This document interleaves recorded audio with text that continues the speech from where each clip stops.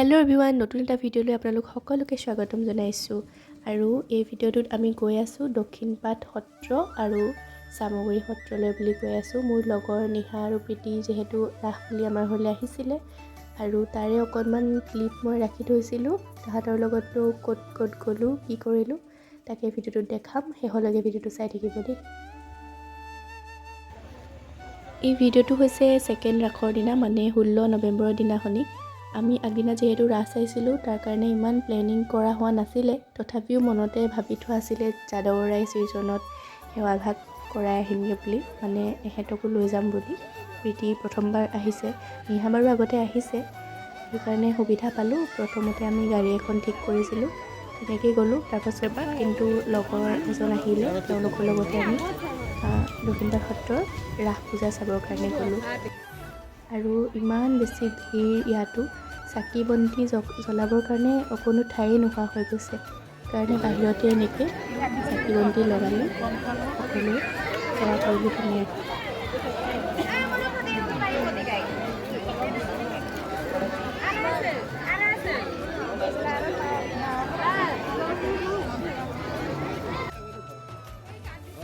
সেয়া তাতে ৰাসৰ যি পূজা হয় সেইখিনি কৰি আছিলে।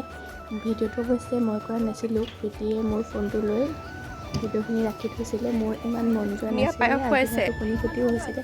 আৰু তাতে খুব ধুনীয়াকৈ সকলো ভক্তক ভোগ দিছিলে, আমি সেই ভোগো খালোঁ।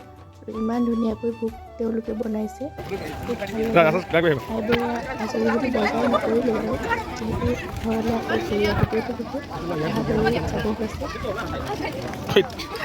আমি এতিয়া ক'ত আছোঁ? আমি চামগুৰি সত্ৰলৈ আহিছোঁ। পৃথিৱীৰ বিখ্যাত মুখা শিল্প চামগুৰি। ভিডিঅ'টো আমাৰ লগতে চাই থাকক। এয়া চামগুৰি সত্ৰ মেইন গেটখন, এয়া মুখা ইয়াতে। বৰ্তমান বহুত আজি ভিৰ হৈ আছে, ভিৰ বহুত বেছি।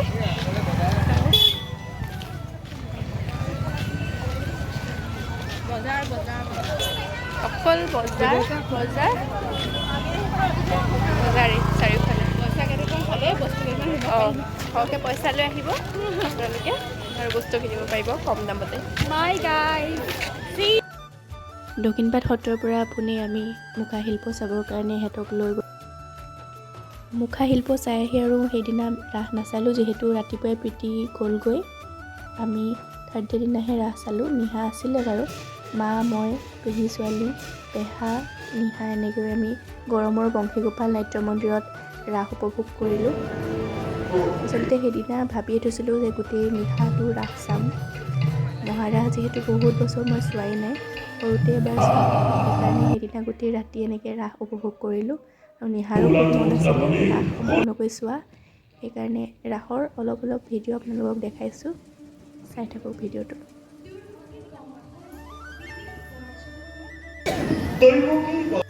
ৰাস চাই থকাৰ মাজতে গোলাঘাটৰ পৰা এজন ফ্ৰেণ্ড আহিছিল, বৰা, তাকো লগ কৰিলোঁগৈ।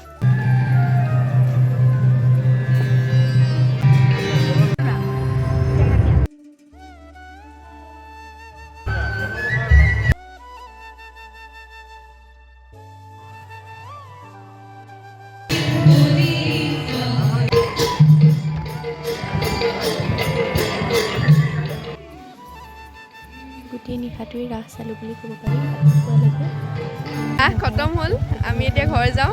নোৱাৰিলে আৰু গুচি আহিলোঁ সেইকাৰণে।